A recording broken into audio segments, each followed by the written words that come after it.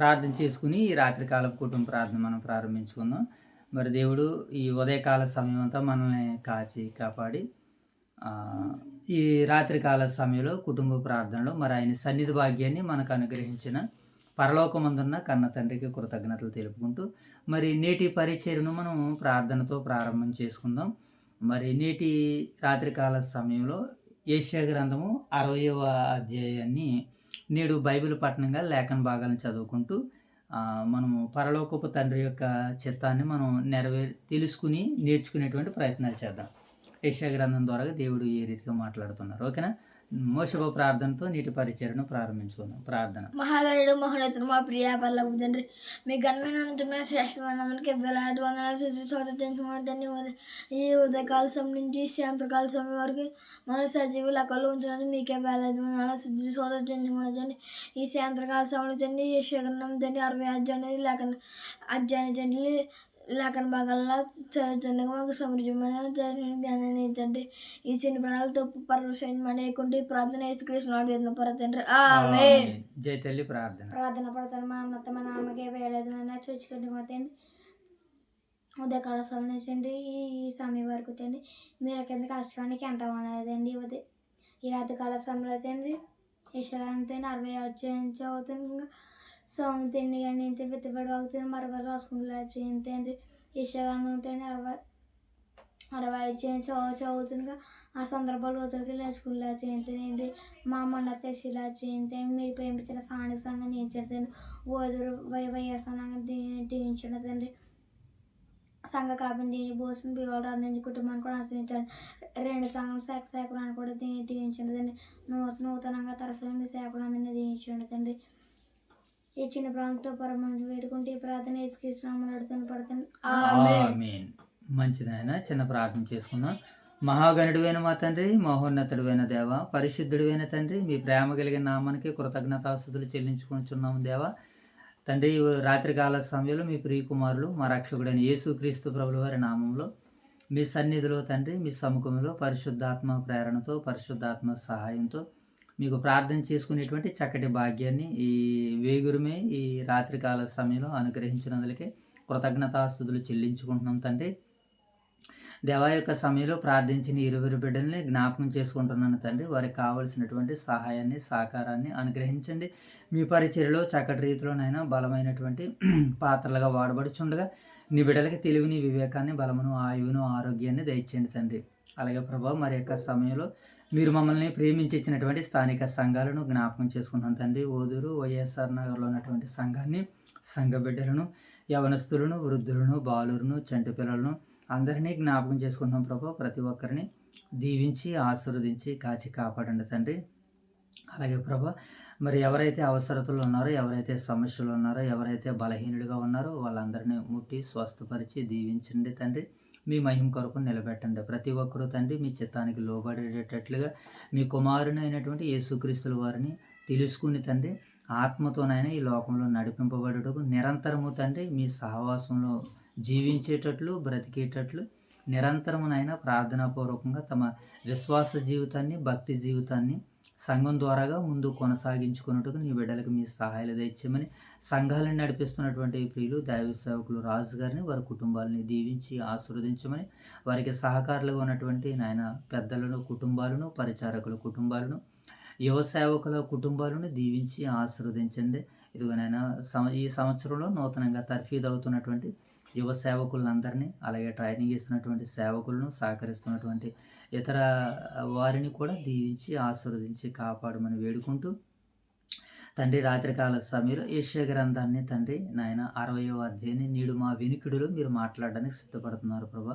చాలా ఆధ్యాత్మికమైనటువంటి సంగతులు అక్కడ వ్రాయబడి ఉన్నాయి ప్రభా. వాటిని ఆత్మ సంబంధంగా ఆత్మతో తండ్రి ఆ సంగతులను గ్రహించుకున్నట్టుకు వివేచించగలుగుటకు నేర్చుకునగలుగుటకు నాయన నేర్చుకున్నటువంటి మాటలు మా వినికిడిలో మీరు ఫలింపజేయుకున్నట్టుకు నాయన మీ యొక్క పరిశుద్ధాత్మను మాకు తోడుగా సహాయంగా అనుగ్రహిస్తారని ఆశిస్తూ తండ్రి రాత్రికాల సమయంలో ఈ యొక్క కార్యాలను వీక్షిస్తున్నటువంటి ప్రియులైన పరిశుద్ధులందరినీ దీవించమని ఆశీర్వదించమని వేడుకుంటూ ఈ పరిచర్య నాయన మీకు మహిమకరంగా నాయన సంఘ బిడ్డలందరికీ మా అందరికీ దీవెనకరంగా ఆశీర్వాదకరంగా మీరు జరిగించమని నడిపించమని మా ప్రభు అయిన యేసుక్రీస్తు వారి నామంలో ఈ ప్రార్థన మీకు సమర్పిస్తున్నాము తండ్రి. ఆమేన్. ఆమేన్. రైట్, మంచిది నేను మరి యొక్క సమయంలో యెషయా గ్రంథము 60వ అధ్యాయాన్ని మనము చదువుకుందాం బైబిల్ పఠనంగా.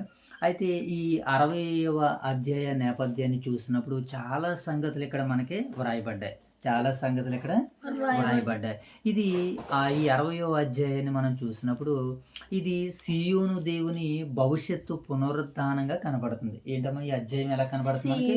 సియోను దేవుని భవిష్యత్తు పునరుద్ధరణ యోధా వారి పట్ల, అలాగే తన పిల్లలైనటువంటి ఇశ్రాయేలు వారి పట్ల దేవుని భవిష్యత్తు ప్రణాళికలు ఎలా ఉన్నవో ఈ అధ్యాయంలో మనకు కనబడుతున్నాయి. అలాగే ఇక ఈ అధ్యాయ నేపథ్యంలో భాగంగా బబులోను చెర తర్వాత నిరాశలో ఉన్న ప్రజలకు ఇది ఓదార్పునిచ్చే అధ్యాయంగా కనబడుతుంది అనమాట. మనకి 56 నుంచి 66 అధ్యాయాల వరకు కూడా ఈ సందర్భాలు మనతో మాట్లాడుతూ ఉంటుంటాయి. ఓకేనా? బబులోను చెర తర్వాత నిరాశలో ఉన్న ప్రజలకు ఇది ఓదార్పునిచ్చే అధ్యాయంగా మనకి కనబడుతుంది. ఇంకొక మాట ఏంటంటే చీకటిలో నుండి వెలుగులోనికి నడిపించే విధానం ఇక్కడ మనకి కనబడుతుంది అనమాట. ఏం కనబడుతుంది ఇక్కడ? చీకటిలో నుంచి వెలుగులోనికి నడిపించే విధానం మనకి ఇక్కడ కనబడుతుంది. ఇక నిరాశలో నుండి ఆశలోనికి మారే సంఘము యొక్క ప్రయాణాన్ని ఈ అధ్యాయం మనకి సెలవిస్తుంది అనమాట. ఎక్కడి నుంచి? నిరాశలో నుండి ఆశలోకి మారే సంఘం యొక్క ప్రయాణాన్ని గురించి ఈ 60వ అధ్యాయం మనకి సెలవిస్తుంది. ఈ 60వ అధ్యాయ నేపథ్యం ఇది. ఇప్పుడు ఈ 66వ అధ్యాయ సారాంశాన్ని మనం చూసినప్పుడు 3 భాగాలుగా ఈ 22 వచనాలని మనం మాట్లాడుకోవచ్చు. ఓకేనా?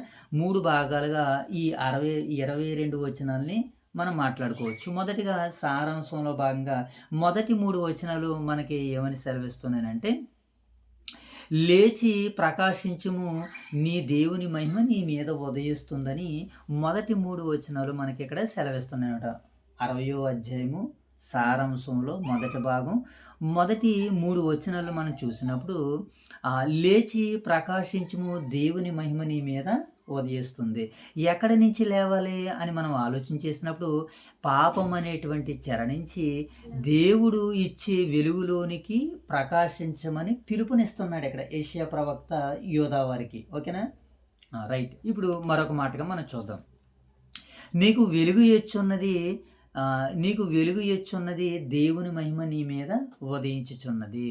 ఈ మాటని మనం ప్రవచనాత్మకంగా మనం కూడా తీసుకోవచ్చు. ఎందుకనంటే యెషయా గ్రంథం ఎలా రాయబడిందని తెలుసుకున్నాం?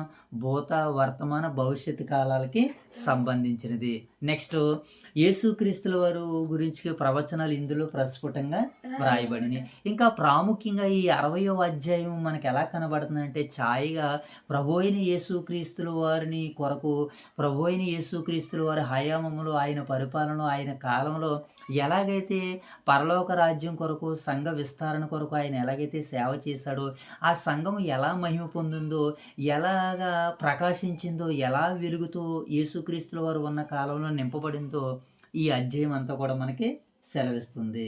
ఇక ఈ భాగాలు మనం అర్థం చేసుకోవడానికి ప్రయత్నించేద్దాం.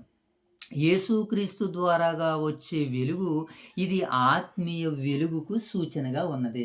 ఇక్కడ నీకు వెలుగు వచ్చి ఉన్నది ఏమన్నాడు కదా మొదటి 3 వచనాల్లో 60వ అధ్యాయంలో. ఇప్పుడు యేసుక్రీస్తుల వారికి ఇది ఆత్మీయ వెలుగుకు సూచనగా ఉన్నది. ఇక జనము వెలుగునొద్దకు వస్తారు. ఎక్కడికి వస్తారట మోషే బాబు? జనము వెలుగు దగ్గరకు వస్తారు. ఇది సువార్త వ్యాప్తిని తెలియజేస్తుంది అనమాట. జనాలు ఎక్కడికి వస్తారు?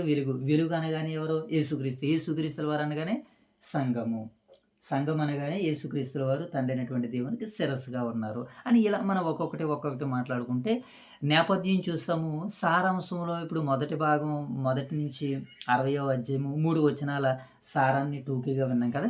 ఇప్పుడు లేఖన భాగాల్లోనికి వెళ్ళి ఆ లేఖనాలు చదువుకుంటూ మరి కాస్త ముందుకు వెళ్ళేటువంటి ప్రయత్నాలు మనం చేద్దాం. ఓకేనా మోషే బాబు?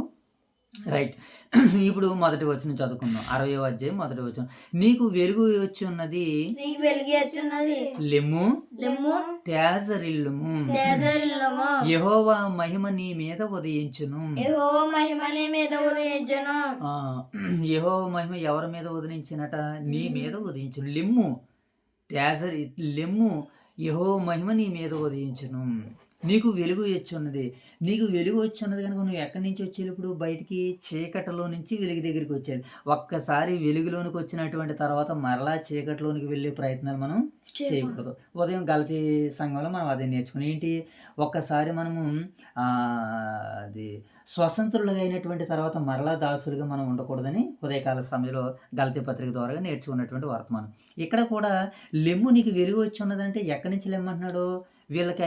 వీళ్ళకే యోధా వారికి అయితే పాపపు చెర నుంచి పాపము నుంచి యోధావారిని ఆ రీతిగా లెగమన్నాడు. ఇప్పుడు కూడా మనకి కూడా వెలుగు వచ్చి ఉన్నది. లెమ్ము నీ మీద వెలుగు ప్రకాశించుచున్నది, యెహోవా మహిమ నీ మీద ఉండునని ఇక్కడ ఈ భాగాలు మనకి సెలవిస్తుంది. ఎక్కడి నుంచి లెమ్మని? ఇప్పుడు సంఘం కూడా మహిమతో నిండుకున్నది. ఇప్పుడు యేసుక్రీస్తుల వారు కూడా సంఘంలోనికి మనల్ని ఏం చేస్తున్నారు? ఆయన ఆహ్వానిస్తున్నాడు. అంటే ఇప్పుడు చీకట్లో నుంచి మనం ఎక్కడికి వెళ్ళాలి? వెలుగు అనగా వెలుగు ఎక్కడుంది? ఇప్పుడు సంఘములో వెలుగు ఉన్నది. ఓకేనా? చూద్దాం, ఒక మంచి మాటను మనం చూద్దాం. సంఘము వెలుగుతో ఎలా నింపబడింది అంటే, ప్రభు అయిన యేసుక్రీస్తుల వారు యోహాను సువార్త 1:9 మనకి ఈ రీతిగా రాయబడింది, నిజమైన వెలుగు ఉండెను.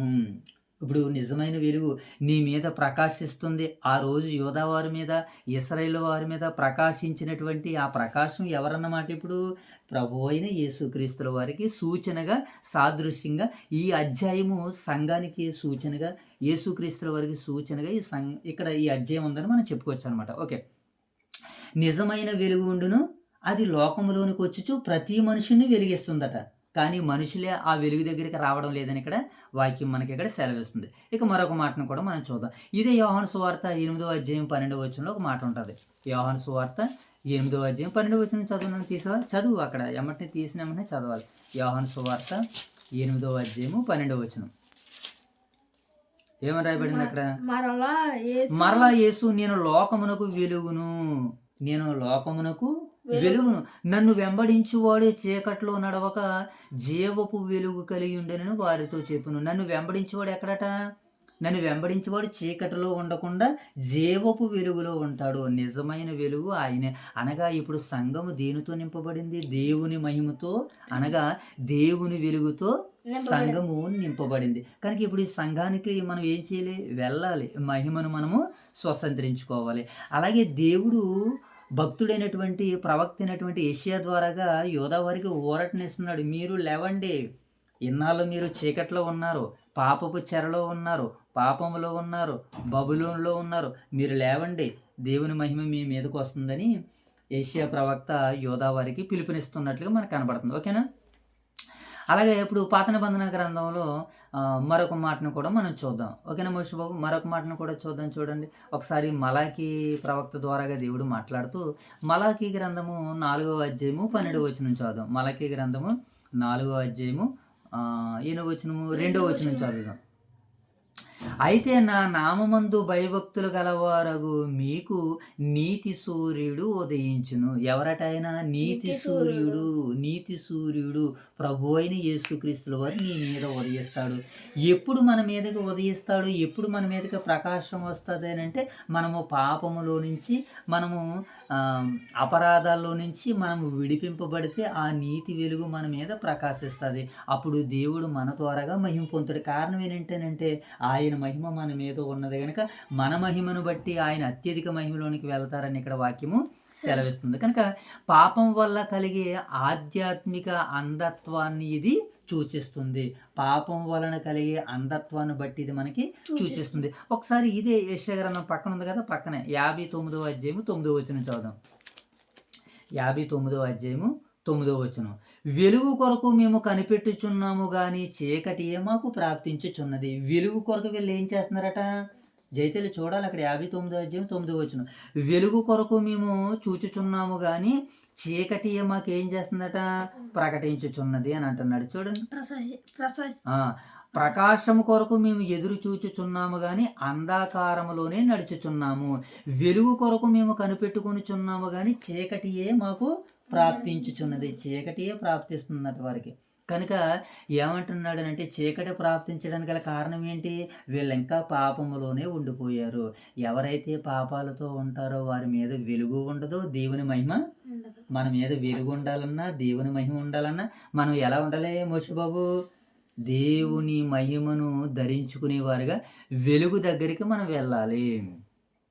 వెలుగు కొరకు మేము కనిపెట్టుచున్నాము గాని చీకటియే ప్రాప్తిస్తుంది. ప్రకాశం కొరకు ఎదురు చూచుచున్నాము గాని అంధకారంలోనే ఉన్నామని ఇక్కడ మనకి సెలవిస్తుంది. కనుక మొదటి వచనం మనకి ఈ రీతిగా సెలవిస్తుంది. ఇక రెండో వచనం చూద్దాం. చూడుము చూడుము భూమిని చీకటి కమ్ముచున్నది, భూమిని చీకటి కమ్ముచున్నది, కటిక చీకటి కటిక చీకటి జనములను కమ్ముచున్నది. జనములు కమ్ముచున్నది. యెహోవా మహిమ యెహోవా మహిమ నీ మీద ఉదయించుచున్నాడు, నీ మీద ఉదయించుచున్నాడు. ఆయన మహిమ ఆయన మహిమ మీ మీద కనబడుచున్నది. నీ మీద కనబడుచున్నది. ఇలా చూడాలి. ఇక్కడ మనము ఈ రెండో వచనంలో అంటున్నాడండి, భూమిని చీకటి ఏం చేస్తుందట? భూమిని చీకటి కమ్మేస్తుందట. ఇప్పుడు భూమిని చీకటి కమ్మిందా కమ్మలేదా? ఎందుకని? రాత్రి అవుతుంది కనుక. పగల ఏం చేస్తుంది భూమి? భూమిని చీకటి కమ్మలేదు, అప్పుడు వెలుతురు కమ్ముతుంది భూమిని కదా. వెలుతురు పగలు కమ్ముతుంది భూమిని, రాత్రులు చీకటి కమ్ముతుంది భూమిని. అందుకనే మనకి రాత్రి పగలని దేవుడు చేసి తన మహిమ కొరకు మనల్ని ముందుకు నడిపిస్తున్నట్లుగా అర్థమవుతుంది. ఇక్కడ ఏంటట? చూడుము భూమి చీకటిని కమ్ముచున్నది, కటిక చీకటి జనములను కమ్ముతుందట. భూమి చీకటిని కమ్ముతుంది, కటిక చీకటి జనాల్ని కమ్ముతుంది. మరి ఇలాంటప్పుడు వెలుగు ఒక ఆయన మీద ఉదరిస్తుందట, ఒకరి మీద ఉదరిస్తున్నట్టు. కింద అన్నాడు చూడండి, యెహోవా మహిమ నీ మీద ఉదయించుచున్నాడు. చూసారా? చీకటి కమ్మినా ఏమండి, కటిక చీకటి కమ్మినా కానీ వెలుగు ఉదయిస్తుందట. అంటే దేవుని పట్ల భయభక్తులు కలిగి ఉన్నటువంటి వారికి వెలుగు నువ్వు ఎక్కడున్నా సరే నీ మీద ప్రకాశిస్తూనే ఉంటుంది. నువ్వు దేవుని పట్ల భయభక్తులు కలిగి ఉండాలి. కానీ నువ్వు అమెరికా నుంచి అలస్కా వరకు ఎక్కడ ఏ ప్రాంతాల్లో ఉన్నా, అగాధాల్లో ఉన్న సముద్రపు కింద భాగాల్లోనికి వెళ్ళినా, నువ్వు అక్కడ దేవుని పట్ల భయభక్తులు కలిగి ఉంటే అక్కడ కూడా నీకేం కలగజేస్తాడట? ఆయన వెలుగును కలగజేస్తాను అని అంటున్నాడు. ఈ వెలుగు ఎలాగొస్తుందంటే, ఇద్దరు ముగ్గురు ఎక్కడైతే నా నామమును కూడుకుంటారో వారి మధ్య నేను ఉంటానని దేవుడు యేసుక్రీస్తుల వారు వాగ్దానం చేశారు. కనుక మనం ఎక్కడున్నా సరే చీకటి కమ్మిందంట భూమిని, ఏమంటే కటిక చీకటి జనాల్ని కమ్మిందంట. అయినా సరే కింద మాటలు ఏమన్నాడో చూడండి, యెహోవా మహిమ నీ మీద ఉదయించుచున్నాడు, ఆయన మహిమ నీ మీద కనబడుచున్నది. చూసారా? మనము నేడు సంఘాన్ని ఆశ్రయిస్తే, క్రీస్తు సంఘంలో మనము జీవిస్తే, క్రీస్తు సంఘంలో మనము వాక్యం ద్వారాగా పోషించబడుతుంటే ఎక్కడున్నా నీకు వెలుగు కలుగుతూనే ఉంటుంది. నీ వెలుగును చూసి అనేకులు ఆశ్చర్యపోయేటట్టుగా దేవుడు చేస్తానని దేవుని వాక్యం మనకి ఇక్కడ సెలవిస్తుంది. కనుక మరొక మాటను కూడా మనం ఈ సందర్భంలో 3వ వచనాన్ని చదువుకుందాం. ఓకేనా మోషే బాబు?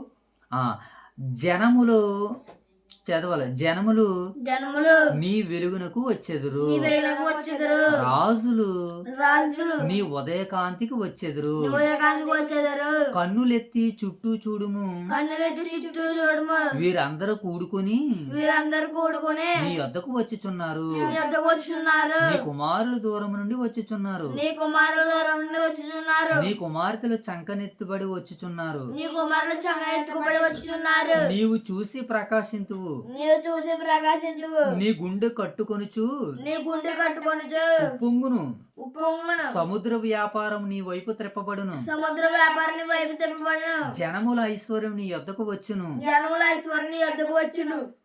5వ వచనం దాకా మనం చదువుకున్నాం కదా, 4 నుంచి 5 వచనాలు చదువుకున్నాం కదా. ఇప్పుడు ఇది రెండో భాగం. 4 నుంచి 8 వచనాలు, సుమారు 9 వచనాల వరకు రెండో భాగంగా మనం ఆలోచించేయాలి. ఈ 4వ వచనం 5వ వచనం చదువుకున్నాం కదా. ఇప్పుడు మొదటి 3 వచనాల భాగాలు పూర్తి చేసుకున్నాం. ఇప్పుడు రెండో భాగాన్ని మనం చదువుతున్నాం. సారాంశంలో రెండో భాగంలో 4 నుంచి 9 వచనాలు మనం చదువుకుందాం. ఇక ఈ 4 వచనాల నుంచి 9 వచనాల్లో ఏం కనబడుతుందంటే, సియోను ఏమండి, సియోనుకు ఏమండి మరి సమకూడి జనం వస్తారని, అక్కడ విస్తరిస్తారని ఇక్కడ ఈ 4 నుంచి 9 వచనాల భాగం మనకి కనబడుతుంది అనమాట.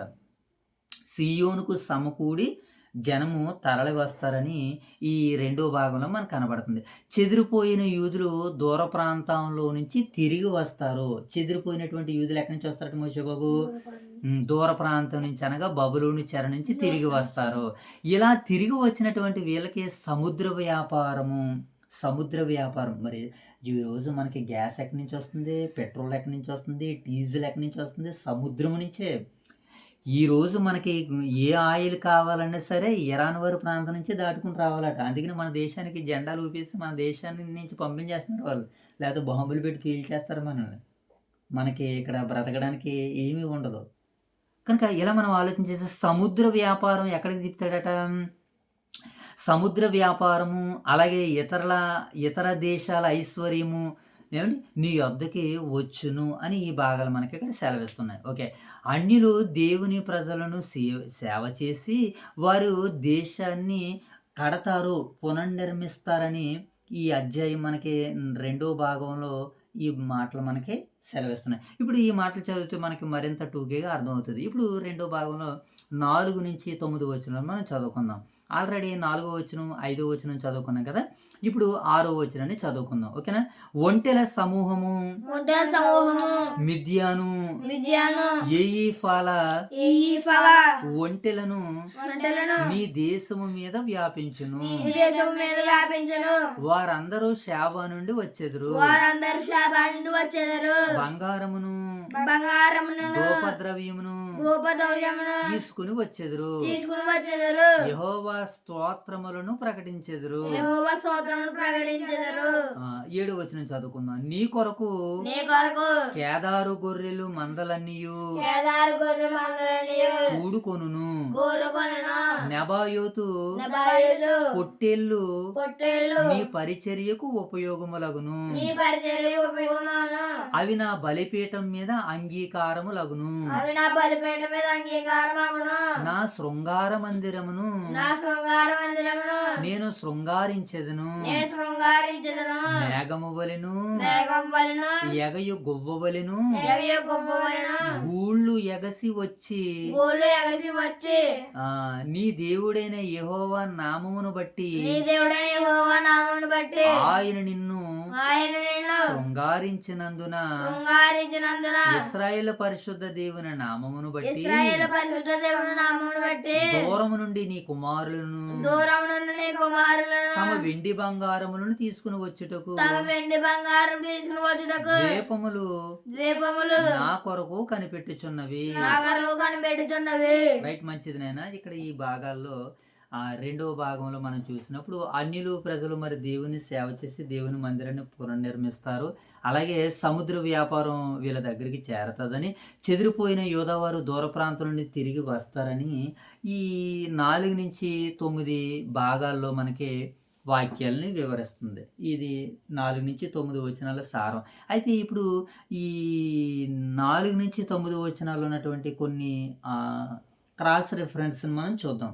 ఓకేనా. ఈ వచనాలకి సంబంధించినటువంటి దేవుని మనసు ఎక్కడెక్కడ ఏ రీతిలో ఉందో ఒకసారి కీర్తనల గ్రంథము 34వ అధ్యాయము 5వ వచనాన్ని చదువుదాం. ఓకేనా మోషబాబు. కీర్తనల గ్రంథము 34వ అధ్యాయము 5వ వచనాన్ని చదువుదాం. 34:5. ఇది వెరీ గుడ్. వారు ఆయన తట్టు చూడగా వారికి వెలుగు కలిగిను. ఎవరు వీళ్ళు? చెరలో నుంచి యోధావారు దేవుని తట్టు తిరగని వారికి ఏం కలిగిందట? వారు ఆయన తట్టు చూడగా వారికి వెలుగు కలిగిను. వారి ముఖములు ఎన్నడూను లజ్జింపకపోవును. అంటే బలహీనత కాలేదట వారి ముఖాలు ఎలా ఉన్నాయి? వారు తలల మీద ఏముంటుంది అన్నాడంటే నిత్యానందము ఉండునని అన్నాడు. ఎందుకని? వారు ఆయన తట్టు చూడగా వారికి ఏం కలిగింది జయతల్లి? వెలుగు కలిగింది వారి తట్టు చూడగా. ఇప్పుడు మనం సంఘం తట్టు చూడగా మనకు కూడా ఏం కలుగుతుంది? వెలుగు కలుగుతుంది. మనలో ఉన్న దుఃఖం పోతుంది, మనలో ఉన్న బాధలు పోతాయి, మనలో ఉన్న రోగాలు పోతాయి, మనలో ఉన్న సమస్యలన్నీ పోతాయి. ఎప్పుడు? మనము సంఘాన్ని ఆశ్రయించినప్పుడు, సంఘములో క్రీస్తుని దేవుణ్ణి సేవించేటప్పుడు. వీళ్ళు ఏం చేశారట? వారు ఆయన తట్టు చూడగా వారికి వెలుగు కలిగిందట. ఎందుకని? ఈరోజు లోకములో పాపంతో చీకట్లో ఉండిపోయారు ప్రజలంతా కూడా. ఇప్పుడు అలాంటి వారందరికీ వెలుగు కలగాలంటే ఏం చేయాలి? వీళ్ళు ఆయన తట్టు చూడాలి. మనం ఎవరి తట్టు చూడాలి జయతల్లి?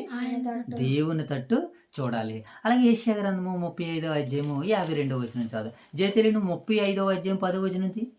నువ్వు 35వ అధ్యాయము 10వ వచనం తీ. నువ్వు ఎంత తీసావు మోషబాబు? 35:52. యెషయా గ్రంథము 35వ అధ్యాయము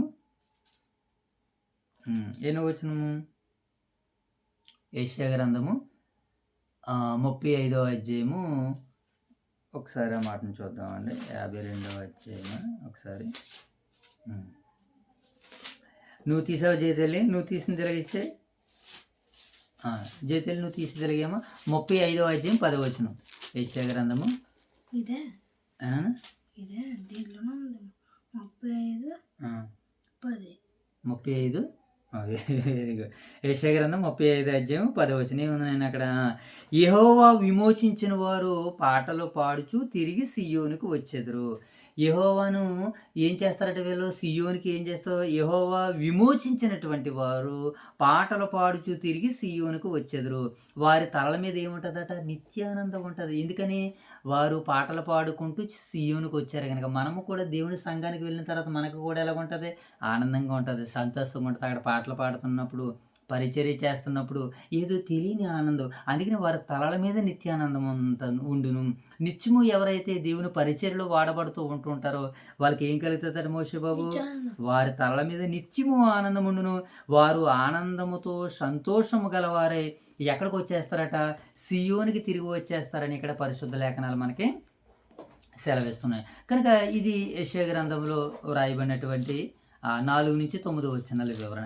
ఇక మనం చివరిగా చూడగలిగినప్పుడు ఈ 10 నుంచి 22 వచనాలని మనం ఆలోచన చేస్తున్నప్పుడు 10 నుంచి 22 వచనాల వరకు మనం చూస్తున్నప్పుడు నిజమైన వెలుగు మరి దేవుని రాజ్యంగా మనకు కనబడుతుంది. నిజమైన వెలుగు ఏంటి జయతల్లి? దేవుని రాజ్యంగా మనకు కనబడుతుంది. ఇక మనం ఆ వచనాల వివరాల్లోనికి వెళ్ళగలిగినట్లయితే, దేవుడు కోపంతో శిక్షించినప్పటికీ దేవుడు తన కరుణను, తన దయను వారి పట్ల కుమ్మరించినట్లుగా ఈ లేఖన భాగాలు మనకి ఇక్కడ సెలవిస్తున్నాయి. ఓకేనా మోషే బాబు? దేవుడు కోపంతో వారిని శిక్షించినప్పటికీ దేవుడు తన కటాక్షము, తన దయతో వారిని తిరిగి తెచ్చుకుంటున్నట్లుగా మనకు కనబడుతుంది. అందుకని ఆయన కోపము నిమిషం మాత్రమే ఉండును, కానీ ఆయన దయ ఎలా ఉంటుందట? మనిషికి ఆయువు ఉన్నంత వరకు దేవుడు తన దయను అనుగ్రహిస్తూనే ఉంటాడట. చూసారా? అలాగే ఇప్పుడు ఒక్కసారి మనం సంఘానికి వెళ్ళినటువంటి తర్వాత సంఘము మన మీద ఒక్కసారే కోపపడుతుంది. కానీ ఆయన మహిమ ఎలా ఉంటుందట మనకి? నిరంతరము. అంటే మనము జీవించినంత కాలము ఏం చేయబడుతుందని మోషే బాబు? అంటే దేవుడు ఏం చూపిస్తాడంటే సంఘాన్ని మనం ఆశ్రయిస్తే మన మీద సంఘం ఒకసారి కోపపడినా మనం ఏంటి? మనం మరణించేంత వరకు కూడా మన పట్ల దయ చూపిస్తుంది సంఘము. ఒక్కసారి మాత్రమే కోపపడుతుంది దయ సంఘము. మనము మరణించేంత వరకు ప్రేమను చూపిస్తూనే ఉంటుంది. ఇక పగలు రాత్రి తెరిచి ఉండే ద్వారాలు అన్నమాట. పగలు రాత్రి తెరిచి ఉండేటువంటి ద్వారాల గురించి ఈ వచనాలన్నీ మరి మనందరితో మాట్లాడుతున్నాయి. ఓకేనా మోషే బాబు? ఇక్కడ దేవుని పట్టణం కూడా కనబడుతుంది. అలాగే భద్రత మరియు నిరంతరము ఆశీర్వాదం ఉంటుందని ఈ లేఖన భాగాలు మనకి ఇక్కడ సెలవిస్తున్నాయి అన్నమాట. ఓకేనా? పగలు రాత్రి తెరిచి ఉండేటువంటి ద్వారాలు, దేవుని పట్టణంలో భద్రత మరియు నిరంతర ఆశీర్వాదము ఉంటుందని ఈ భాగాలు మనకి ఇక్కడ సెలవిస్తున్నాయి. ఇక్కడ సూర్యుడైనను చంద్రుడైనను అవసరం లేదు. ఎందుకనంటే యెహోవా మహిమ నిత్యమైనటువంటి వెలుగుగా దేవుడే ఉంటాడని ఈ కింద భాగాలు మనకి ఇక్కడ సెలవిస్తున్నాయి. కనుక ప్రజలందరూ నీతిమంతులుగా ఉండి దేవుని మహిమపరుస్తారని ఈ 10 నుంచి 22 వచనాలు భాగాలు మనకి సెలవిస్తున్నాయి. కనుక ఇప్పుడు ఆ భాగాలను చదువుకుంటూ మరి కాస్త ముందుకు వెళ్ళేటువంటి మనం ప్రయత్నాలు చేద్దాం. ఓకేనా? ఒక్కసారి మనము 10వ వచనం నుంచి చదువుకుందాం. అంతేనా? 10వ వచనం నుంచి చదువుకోవాలిగా. 10వ వచనం నుంచి 22వ వచనాల వరకు జాగ్రత్తగా టూకీగా కొన్ని మాటలు మనం చదువుకుని ముగించేసుకునేటువంటి ప్రయత్నాలు చేద్దాం. రైట్. 10వ వచనం చదువుకుందాం. అన్యులు నీ ప్రాకారములను కట్టుదురు, వారు రాజులు నీకు ఉపచారము చేయుదురు. ఎవరు కట్టారు ఎందుకని దేవుని యొక్క మందిరాన్ని? బబులోను రాజు పడగొడేసి మన యోధావారిని 70 సంవత్సరాల పాటు చెరలోనికి తీసుకుని వెళ్ళిపోయిన తర్వాత కోరేషు రాజు ఏం చేశాడు? ఇప్పుడు యెరూషలేము దేవాలయాన్ని జైతల్లి తిరిగి కట్టాడు. బబులోను రాజు పడగొట్టిన తర్వాత ఏ రోజు కట్టాడు? కోరేషు రాజు కట్టాడు. అదే అంటున్నాడు 10వ వచనంలో. వారి రాజులు నీకు ఉపచారము చేయుదురు, వారి అన్యులు నీ ప్రాకారములను కట్టుదురు. ఏం చేస్తారట? అన్యులు నీ ప్రాకారములను కట్టుదురు, వారు రాజులు నీకు ఉపచారం చేదురు. ఏలయనగా నేను కోపపడి నిన్ను కొట్టిదిని. చదవండి ఈసారి చెప్పండి. ఆయన వారి రాజులు వారి రాజులు నీకు ఉపచారము చేయుదురు. నీకు ఉపహారం చేయుదురు. ఏలయనగా ఏలయనగా నేను కోపపడి నేను కోపపడి నిన్ను కొట్టితిని గాని నేను కొట్టేదని గాని కటాక్షించి నీ మీద జాలిపడి ఉన్నాను. కటాక్షించి నీ మీద జాలిపడి ఉన్నాను. దేవుడు కోపపడి కొట్టాడట, మరలా ఏం చేశాడట? జాలిపడి నిన్ను కటాక్షించితిని అంటున్నాడు. దేవుడు కటాక్షించడం అంటే కరుణించడము, ఆయన జాలి చూపడము, కరుణ చూపడము. ఓకేనా మోషే బాబు? నీ యొద్దకు మీ వద్దకు జనముల భాగ్యము తేబడినట్లు జనముల భాగ్యం తేబడినట్లు వారి రాజులు వారి రాజులు జయోత్సవముతో రప్పింపబడినట్లు యేసుతో రప్పింపబడినట్లు నీ ద్వారములు నీ ద్వారములు రాత్రింబగళ్ళు వేయబడక రాత్రి పగలు వేయబడక నిత్యము తెరవబడి ఉండును. నిత్యము జరగబడి ఉండను. నిన్ను సేవింపనొల్లని జనమైనను నిన్ను సేవించిన జనమైనను రాజ్యమైనను రాజ్యమైనను నిలవదు. నిలవదు. అట్టి జనములు అట్టి జనములు నిర్మూలము చేయబడును. నిర్మూలం చేయబడను. ఇక్కడ ఒక మాటను మనం చూద్దాం. నిన్ను సేవింపనొల్లని జనమైనను రాజ్యమైనను నిలవదు అనగా, ఇప్పుడు ఈ మాటను మనము ఆ రోజు యోధావారి విషయంలో అక్షరాల నెరవేరింది. వాళ్ళని సేవించలేనటువంటి రాజ్యాన్ని ఒకప్పుడు దేవుడు మట్టి కల్పించాడు, వారి మీదకి వచ్చినటువంటి శత్రువులందరినీ కూడా. ఇప్పుడు ఈ మాటను మనం ఆత్మీయంగా అర్థం చేసుకోవడానికి ప్రయత్నం చేయగలిగినాడు మోషే బాబు. ఇదిగో నేను ఈ భూమి మీద పేతురు ఈ బండ మీద నా సంఘాన్ని నువ్వు కడతావు, పాతాళలోక ద్వారములు దాని ఎదుట నిలువ నేరవని పేతురు గారు యేసుక్రీస్తుల వారితో ఒక మాట చెప్పారు.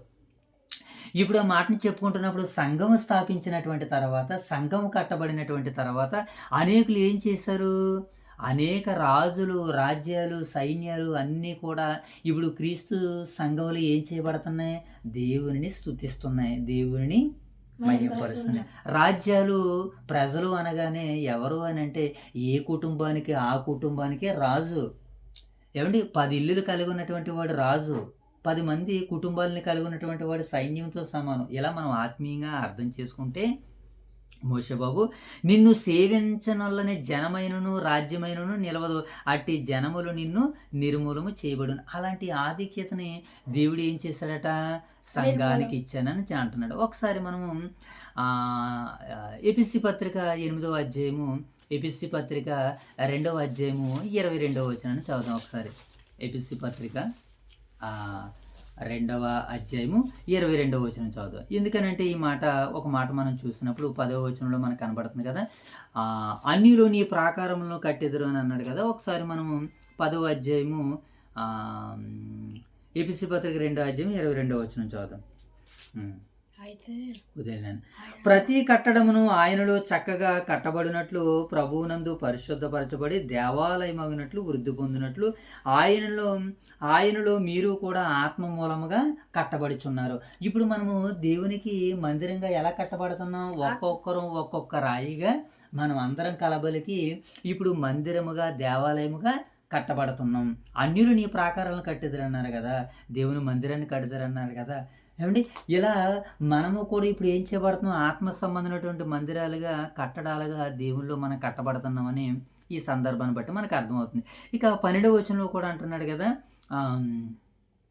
నిన్ను సేవింపనోలని జనమైనను రాజ్యమైనను నిలవదు, అట్టి జనము నిర్మూలము చేయబడును అని అంటున్నాడు కదా.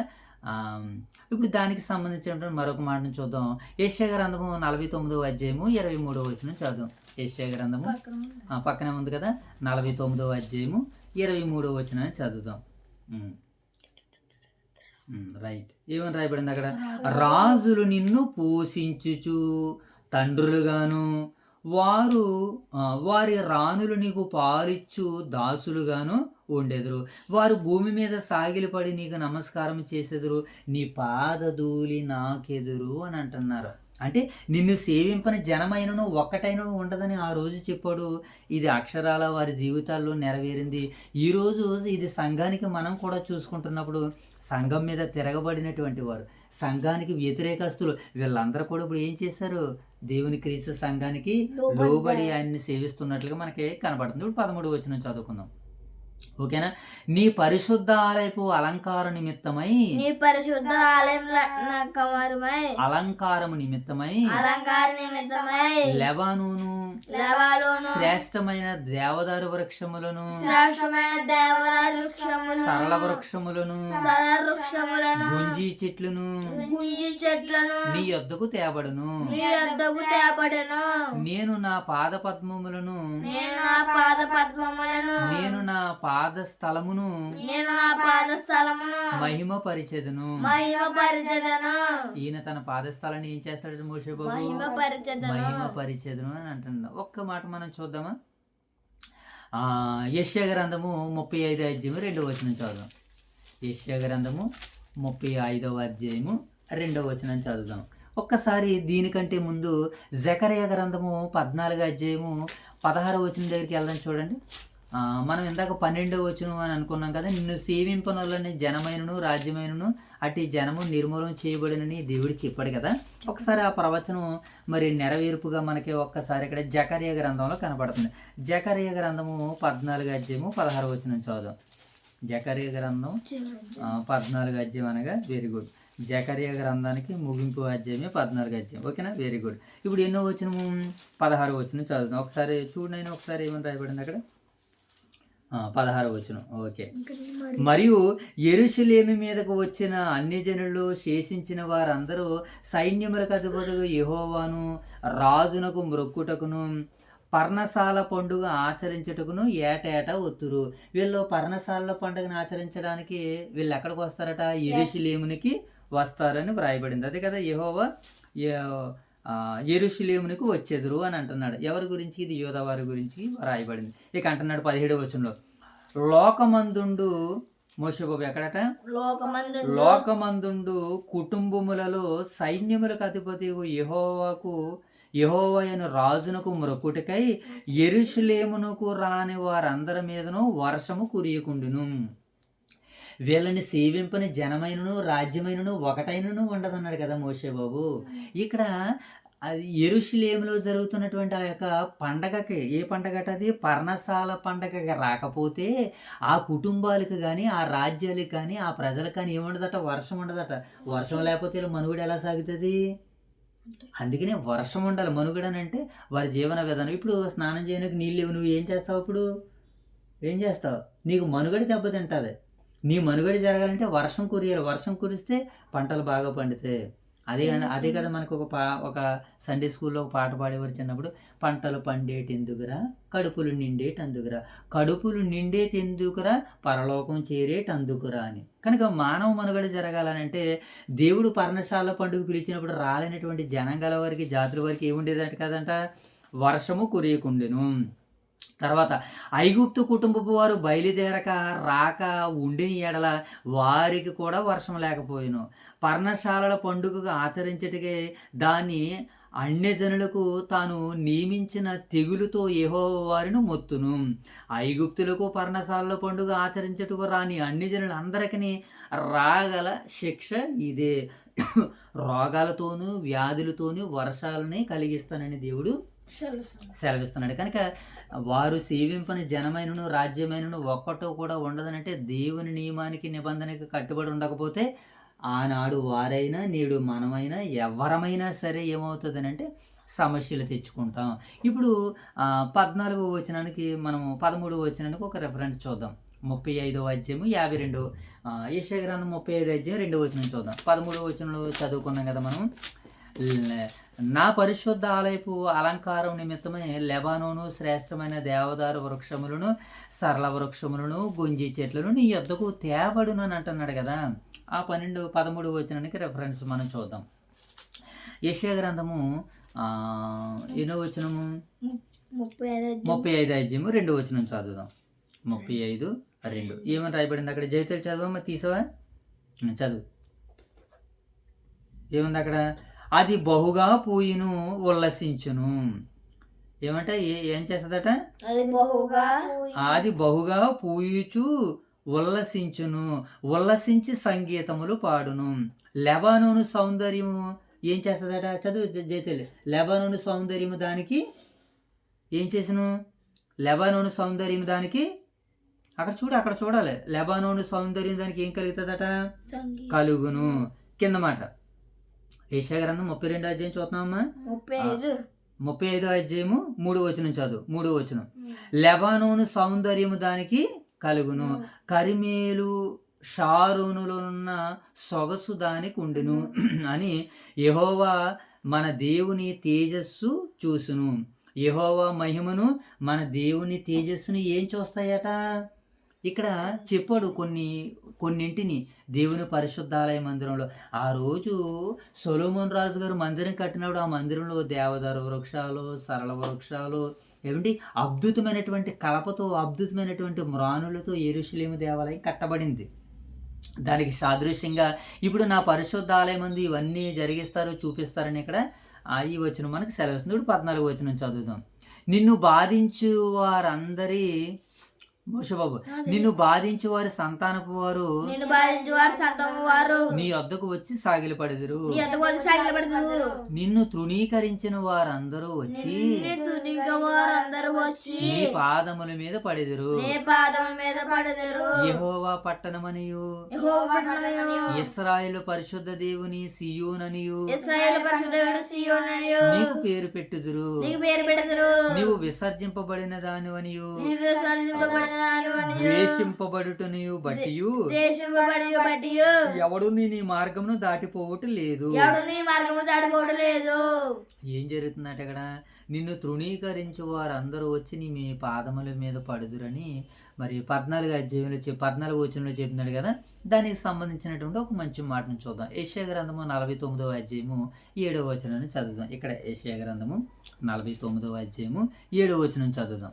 49వ అధ్యాయము 7వ వచనం చూడు చేతిలో అక్కడ ఏమని రాయబడింది? 49వ అధ్యాయము 7వ వచనం. Very good. ఇశ్రాయేలు విమోచకుడగు పరిశుద్ధ దేవుడునగు యెహోవా మనుషుల చేత నిరాకరింపబడిన వాడును, జనములకు అసహ్యుడును, నిరర్ధమునగు సేవకుడు.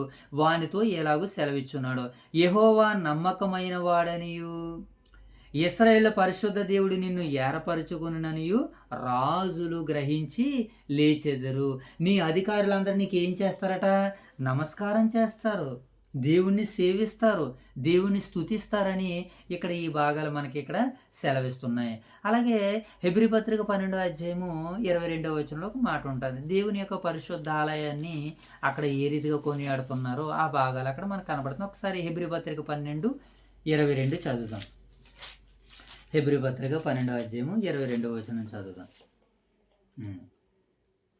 హెబ్రీ పత్రిక 12:20. ఇప్పుడే సియోను కొండకును జీవము గల దేవుని పట్టణమునకు అనగా పరలోకపు యెరూషలేమునకును వేవేల కొలది దూతల యొద్దకును పరలోకమందు వ్రాయబడి ఉన్న జ్యేష్ఠుల సంగమునకును వెళ్ళెదురు వచ్చెదురు అని ఇక్కడ ఈ భాగాలు మనకి సెలవిస్తున్నాయి. కనుక ఈ మాటలను బట్టి మనము దేవుని స్తుతించి మహిమపరచుకుందాం. కింద 15వ వచనం కూడా మనం చదువుకుందాం. 15 అయిపోయిందమ్మా. 15వ వచనం చదువుకుందాం. నీవు విసర్జింపబడుటను బట్టి అయిపోయింది. Very good, right. ఇప్పుడు 16వ వచనం చదువుకుందాం. యెహోవానగు నేను నీకు రక్షకుడుననియు బహు పరాక్రమము గల యాకోబు దేవుడగు నీ విమోచకుడనియు నీకు తెలియబడినట్లు నీవు జనముల పాలు కుడిచి రాజుల చంటి పాలు త్రాగేదవు. తర్వాత నేను ఎత్తడికి ప్రతిగా బంగారమును తెచ్చుచున్నాను, ఇనుమునకు ప్రతిగా వెండిని, కర్రకు ప్రతిగా ఎత్తడిని, రాళ్లకు ప్రతిగా ఇనుమును తెచ్చుచున్నాను. సమాధానము నీకు అధికారులుగాను నీతి నీకు విచారణకర్తలుగాను నియమించుచున్నాను. ఇక్కడ ఒక మాటను మనం చూద్దాం. దేవుని పట్ల సమాధానం కలిగి ఉన్నటువంటి వారు, సమాధానపరిచేవారు ధన్యులు, వారు దేవుని కుమారులు అనబడదురు. ఓకేనా? ఇప్పుడు ఎవరైతే సమాధానమును పరస్పర క్షేమాభివృద్ధి కలిగి వచనములనే మాటలనే పలకండని సెలవిస్తుంది. సమాధానం కొరకు ఒక మాట రాయబడింది, సంతోషము సమాధానము. సమాధానం ఉందా ఆత్మఫలాల్లో? ప్రేమ, సంతోషము, సమాధానము. ఆ, అంటే ఆత్మ ఫలాల్లో ఒకటి ఏంటి అని అంటే సమాధానము. ఎవరైతే సమాధాన పరుస్తారో వారు దేవుని కుమారులు. ఇక్కడ ఈ మాట దగ్గరకు వద్దాం మనం. సమాధానము నీకు అధికారులుగాను. ఇప్పుడు దేవుని పిల్లలకి అధికారులు ఎవరట? సమాధానము. ఎవరిలో అయితే సమాధానం ఉంటుందో సమాధానం పడేవారు దేవుని కుమారులు. ఎవరైతే సమాధానం కలిగి ఉంటారో సమాధానమే వారికి అధికారులు. మనము సమాధానానికి రెస్పెక్ట్ ఇవ్వాలి.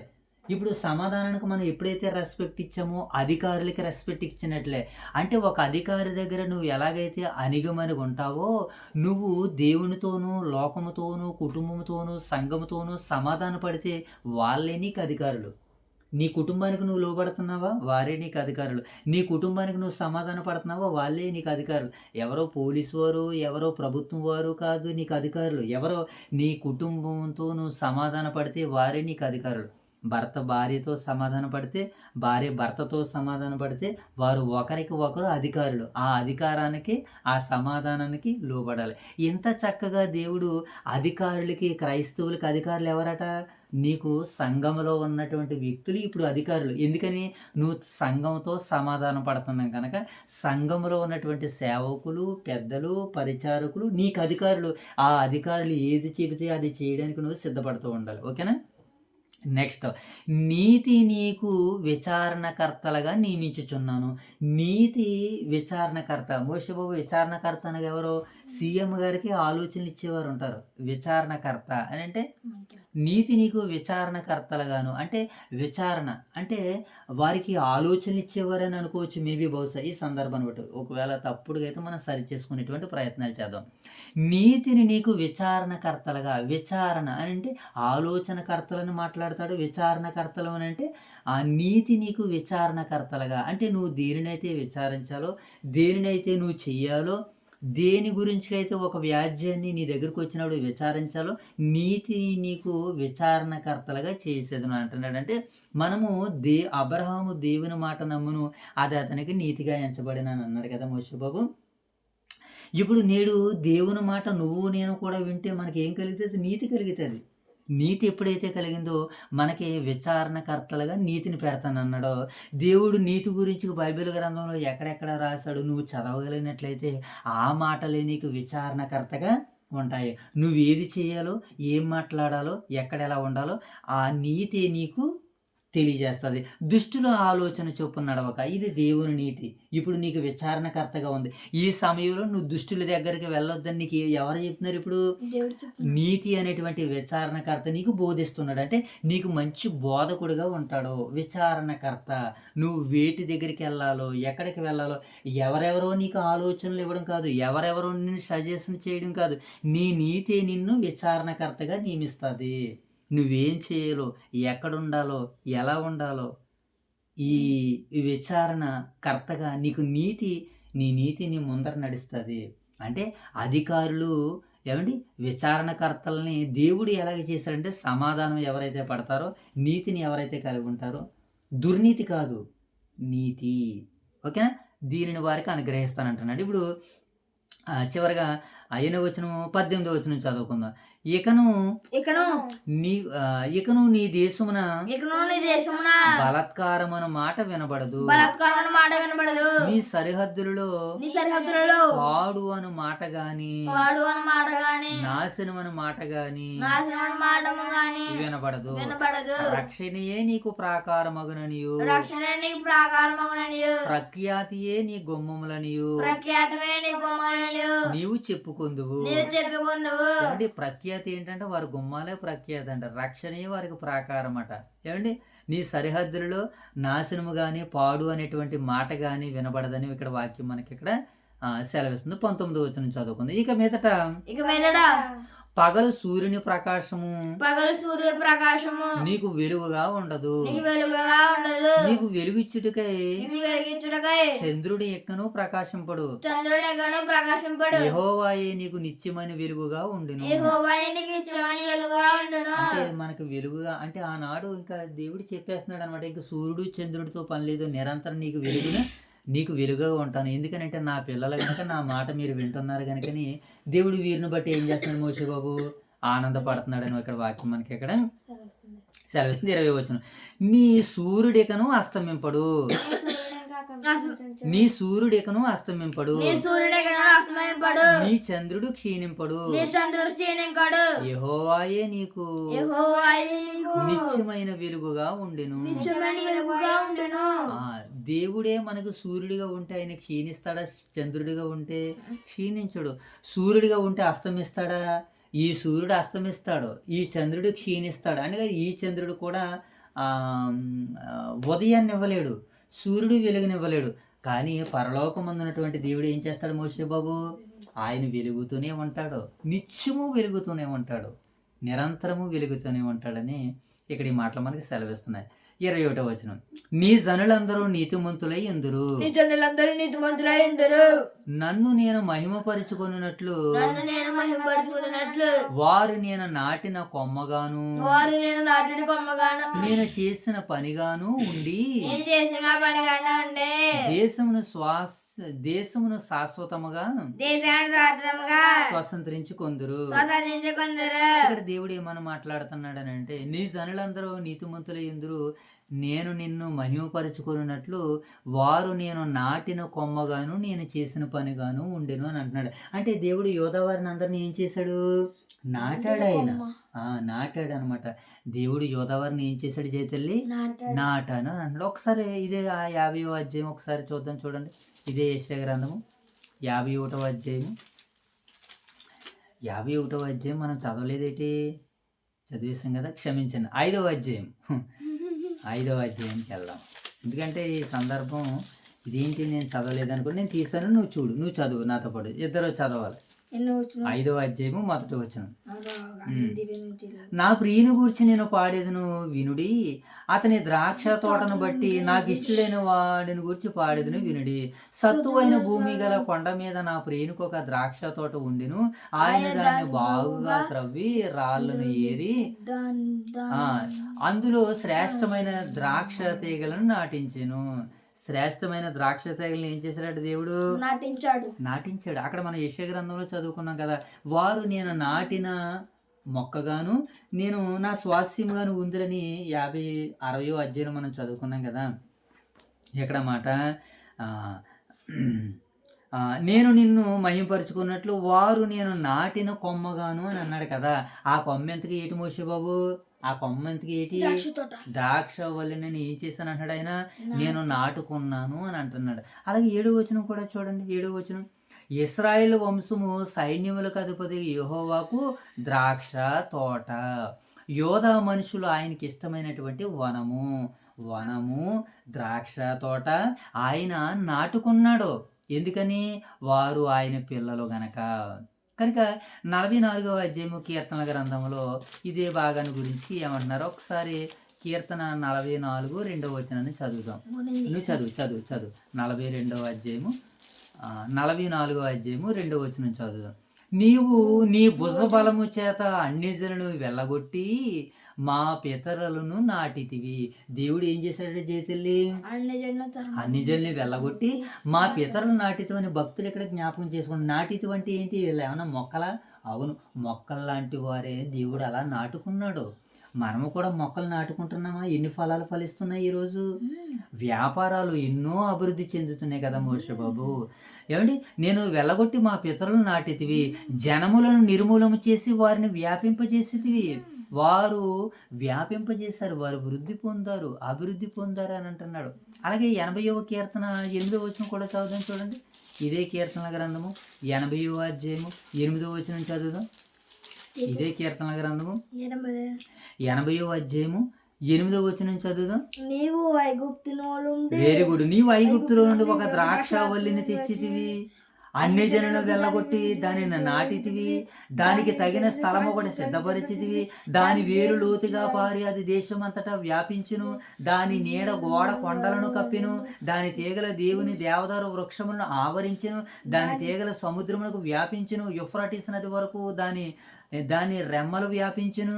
ఏమండి, త్రోవను నడిచి వారందరూ దానిని చూసి వెల్లడి చేయనట్లు దాని చుట్టూనున్న కంచెలు నీ వేళ చెబుతున్నాడు అనమాట. ఇప్పుడు ముగింపులోనికి వచ్చినప్పుడు ఈ దేవుడు దాన్ని తీసేశానని చెప్తున్నాడు. అంతకుముందు దాంట్లో ఏం చేశాడు దేవుడు? నేను నాటుకున్నాను అంటున్నాడు. త్రోవను వచ్చుచూ వెళ్ళుచుండిన వారందరూ దానిని చుట్టూ చూసి దాన్ని ఆనందిస్తారని అంటున్నాడు. ఇంత చక్కగా ఇంత గొప్పగా దేవుడు వీళ్ళని నాటుకున్నాను రా నాయన అని అంటున్నాడు. యోధా వారు నాటుకున్నాడు. కారణం వారు ఫలాలు ఇవ్వాలని. ఈరోజు కూడా సంఘం ద్వారాగా సేవకులు దేవుని మాటల ద్వారాగా మనకు ప్రకటించి, సంఘంలో దేవుని మాటలు ప్రకటించి వాక్యం విన్నటువంటి వారిని, మారు మనసు పొందినటువంటి వారిని దేవుని రాజ్యంలోనికి ఆహ్వానించుకుని దేవుని మాటలను వారి హృదయాల్లో నాటుతున్నారు. నాటినటువంటి తర్వాత ఏం చేయాలి? చక్కనటువంటి ఫలాలు ఫలించాలి. కృతజ్ఞత కూడికలు పెట్టుకోవాలి. దేవునికి నిండు మనసుతో ఎప్పటికప్పుడు కృతజ్ఞతాస్తుతులు చెల్లించాలి. నీ రాబడి అంతట్లో ప్రథమ ఫలమును నీ కొట్లలో ధాన్యములో నుంచి మొదటి భాగమును తెచ్చి నీ దేవుడైన యెహోవాని ఏం చేయాలి? వీళ్ళు ఘనపరచాలని వాక్యం సెలవిస్తుంది. ఎందుకు నాటుకున్నారు? ఇప్పుడు మన మొక్కల్ని ఎందుకు నాటుకుంటాం మోషే బాబు? చక్కగా మంచి ఫలాలు తినాలి, జామకాయలు తినాలి, మామిడికాయలు తినాలని చెట్లు పాతుకుంటాం కదా మనము. అలాగే దేవుడు కూడా మనల్ని కూడా పాతుకున్నారు. అలాగే నేడు సంఘం ద్వారాగా సేవకులు కూడా మనల్నంతా ఏం చేస్తున్నారు? ఒక చెట్టులా వాళ్ళు పాతుకుంటున్నారు. వాళ్ళకి చక్కనటువంటి ఫలాలు ఫలించాలని. ఇప్పుడు యువ సేవకులకి, దైవ సేవకులు తర్ఫీదు ఇస్తున్నారు. కారణం ఏంటి? అనేకులు దేవునిలోనికి వీళ్ళందరూ నడిపించాలని వారికి ట్రైనింగ్ ఇస్తున్నారు. ఇప్పుడు ఆ ట్రైనింగ్కి ఎవరైతే విధేయులుగా ఉంటారో వాళ్ళందరూ కూడా మరి జనాలకి నాయకులుగా దేవుడు నియమిస్తారని వాగ్దానం చేస్తున్నాడు. ఇక చివరిగా ఆమోసు గ్రంథం 9వ అధ్యాయం 15వ వచనం చదువుకుందాం. ఆమోసు గ్రంథము 9వ అధ్యాయము వెరీ గుడ్ 15వ వచనం చదువుదాం. ఆమోసు గ్రంథము 9వ అధ్యాయం 10వ వచనం. వారి దేశమందు నేను వారిని నాటుదును. ఎక్కడ నాటుతారట? వారి దేశమందు వారిని. ఆ రోజు దేశాల్లో నాటుకున్నాడు దేవుడు. ఈ రోజు ఎక్కడ నాటుకుంటాడో? వారి కుటుంబంలో వారిని నాటేదును. మన కుటుంబంలో దేవుడు మనల్ని నాటుకుంటున్నాడు. మంచి ప్రార్థన పరులుగా ఉండాలని దేవుడు మనల్ని ఏం చేస్తున్నాడో ఆశిస్తున్నాడు. కనుక మీరు ప్రార్థన పట్ల ఎలా ఉండాలి? శక్తి పరులుగా, ప్రార్థన పట్ల ఆసక్తి పరులుగా, ప్రార్థన పట్ల విశ్వాస పరులుగా మీరందరూ ఉండాలని వాక్యము సెలవిస్తుంది. ఇప్పుడు వారు ఆ రోజుని దేశంలో నాటుకున్నాడో ఈ రోజు మన కుటుంబంలో నాటుకుంటున్నాడు. ఈ రోజు మన సంఘంలో నాటుకుంటున్నాడు. ఎందుకొరకు? ఆయన మహిమ కొరకు. వారి దేశమందు నేను వారిని నాటేదును. నేను వారికి ఇచ్చిన దేశములో నుండి వారు ఇక పెరికి వేయబడరని నీ దేవుడైన యెహోవా సెలవిచ్చుచున్నాడు. వారు ఈ సంఘంలో నుంచి ఏం చేయరట? పెరికి వేయబడరు. ఎందుకంటే ఆయన నాటేశాడు. నాటిన తర్వాత పెరికి వేయడం ఎవరి వలన కాదు, రెండవ రాకడలోనే. కనుక దేవుడు కూడా ఇప్పుడు మనల్ని ఏం చేస్తున్నాడు? మోషే బాబు నాటుకున్నాడు. ఎక్కడ? కుటుంబంలో నాటుకున్నాడు, సంఘంలో నాటుకున్నాడు. కనుక కుటుంబం ద్వారాగా, సంఘం ద్వారాగా దేవుని మనం ఏం చేయాలి? మోషే బాబు మహిమపరచాలి. ఇంకా కొన్ని భాగాలు ఉండిపోయినాయి మనకి. అక్కడికి వెళ్ళిపోదాం మనం. యెషయా గ్రంథం 8వ వచనం ఉందని ఇంకా 22వ వచనం చివరిగా చదివేసుకుని మనం ప్రార్థన చేసుకుందాం. వారిలో ఒంటరైన వాడు 1000 మంది అగును. ఎన్నిక లేని వాడు బలమైన జనమగును. యెహోవానగు నేను తగిన కాలమందు ఈ కార్యము త్వరపెట్టేదను. దేవుని నామానికి మహిమ కలుగును గాక. రైట్, మంచిది మోషే బాబు. ఇక్కడ రాయబడినటువంటి సందర్భం ఏంటంటే వారిలో ఒంటరైనటువంటి వాడు ఏం చేస్తాడట? 1000 మందిని. అయిపోయింది ఇది అయిపోయింది కదా. వారిలో ఒంటరి అయినటువంటి వాడు ఏం చేస్తాడట? 1000 మందిని తరుముతాడట. వారిలో ఒంటరి వాడు అంటే నిజానికి వాస్తవానికి అబ్రహాము గారిని పిలిచినప్పుడు ఆయన ఎలా పిలిచాడు? ఆయన్ని ఆయనకి జనబలం ఉంది, ఆయనకి ధనబలం ఉంది, భుజబలం ఉంది, అన్నీ ఉన్నాయి. కానీ ఆయన పిలిచేటప్పుడు ఏం చేశాడు? ఆయన ఒక్కరినే పిలిచాడు, ఒంటరిగా వచ్చాడు. ఆయన ఎలాగయ్యాడు? ఎక్కువ మంది అయ్యేటట్టుగా నేను చేశానండి. ఒకసారి ఇదే యెషయా గ్రంథం 51వ అధ్యాయం దగ్గరికి వెళ్దాం. చూడండి, పక్కన ఉంది కదా 51వ అధ్యాయము మొదటి వచనం చదువుదాం. 51వ అధ్యాయము వెరీ గుడ్, పక్కన ఉంది కదా మొదటి వచనం. 51వ అధ్యాయము 2వ వచనం చదువుదాం. మీ తండ్రి అయిన అబ్రహాము సంగతి ఆలోచించండి. ఎవరి గురించి ఏం చెప్తున్నాడు? మీ తండ్రి అయిన అబ్రహాము సంగతి గురించి ఆలోచించండి. మిమ్మల్ని కనిన సారాను గురించి ఆలోచించండి. అతడు ఒంటరి ఉండగా నేను అతన్ని పిలిచి తిని. దేవుడు ఏం చేశాడట? ఒంటరిగా ఉన్నప్పుడు పిలిచి తిని అతనిని ఆశీర్వదించి అతనిని ఎక్కువ మంది అగినట్లు చేసి తిని. ఏం చేశాడట? అబ్రహాముని ఎక్కువ మంది అయ్యేటట్టుగా చేశాడట. ఇక్కడ మనం యెషయా గ్రంథంలో ఏమేమి చదువుకుంటున్నాం? 60వ అధ్యాయంలో వారిలో ఒంటరి అయినటువంటి వాడు ఏం చేస్తాడట? 1000 మంది అగును. ఎన్నిక లేనివాడు బలమైన జనమగును.